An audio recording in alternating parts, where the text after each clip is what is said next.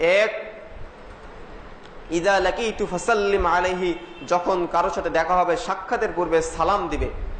রাসূল সাল্লাল্লাহু আলাইহি ওয়াসাল্লাম বললেন, এক মুসলিম ভাইয়ের উপর অপর মুসলিম ভাইয়ের 6টি হক রয়েছে। তার মধ্যে প্রথম, ইদা লাকিতু ফাসাল্লিম আলাইহি, যখন এক মুসলিম ভাইয়ের সাথে অপর মুসলিম ভাইয়ের দেখা হবে তখন সাক্ষাতের পূর্বে সালাম দিতে হবে। এটা হচ্ছে হক, আপনার উপর আমার হক। দেখি তো রাসূল সাল্লাল্লাহু আলাইহি সাল্লাম এ মর্মে আর কোন হাদিস বর্ণিত হয়েছে কি?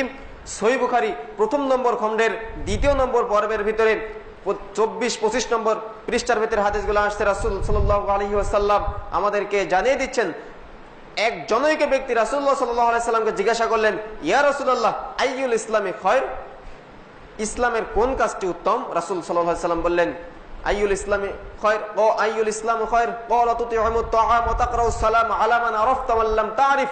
রাসূল সাল্লাল্লাহু আলাইহি সাল্লামকে জিজ্ঞাসা করা হলো, ইয়া রাসূলুল্লাহ, ইসলামের কোন কাজটি উত্তম?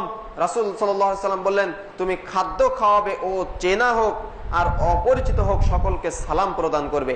এটা হচ্ছে ইসলামের সবচাইতে ভালো কাজ। তাহলে আমরা 2টা হাদিসের মাধ্যমে জানতে পারলাম যে এক মুসলিম ভাইয়ের উপর অপর মুসলিম ভাইয়ের যে 6টি হক রয়েছে তার মধ্যে প্রথমটি হচ্ছে কারোর সাথে দেখা হলে সাক্ষাতের পূর্বে সালাম দিতে হবে।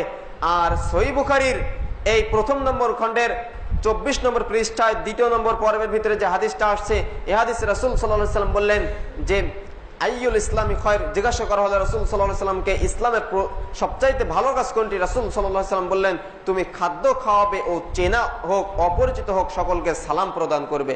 কিন্তু দুঃখজনক হলো সত্য যে আজকে আমরা সালাম দিতে লজ্জাবোধ করি। আজকে আমরা সালাম দিতে লজ্জাবোধ করি, নিজের ভাইকে সালাম দিতে লজ্জাবোধ করি, নিজের পিতাকে সালাম দিতে লজ্জাবোধ করি, নিজের পিতা তার সন্তানকে সালাম দিতে আজকে আমরা লজ্জাবোধ করি। কিন্তু রাসূল সাল্লাল্লাহু আলাইহি সাল্লাম কি বললেন? যে ইসলামের সবচাইতে ভালো কাজ হচ্ছে কাউকে খাদ্য খাওয়ানো এবং সালাম দেওয়া।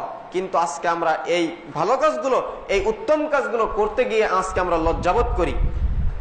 কিন্তু আমাদেরকে এটা করা উচিত হবে নাকি আমাদেরকে রাসূল মুহাম্মদ সাল্লাল্লাহু আলাইহি ওয়াসাল্লামের হাদিসগুলোকে গ্রহণ করতে হবে? দেখুন, আজকে হয়তো একটি ফকির, একটি মিসকিন আপনার বাড়িতে এসে খাদ্য চাইছে, আপনি তাকে সর্বদা বাহির করে দেওয়ার জন্য পাগল হয়ে যান। কিন্তু রাসূল সাল্লাল্লাহু আলাইহি ওয়াসাল্লাম কি বলছেন? ইসলামের সবচাইতে ভালো কাজ হচ্ছে কাউকে খাদ্য খাওয়ানো এবং সালাম প্রদান করা। কিন্তু এই 2টি কাজ থেকে আজকে আমরা পিছিয়ে রয়েছি। এই 2টি কাজ থেকেই আজকে আমরা পিছিয়ে রয়েছি। কিন্তু রাসূলের আদর্শকে একবারও গ্রহণ করার চেষ্টা করি না।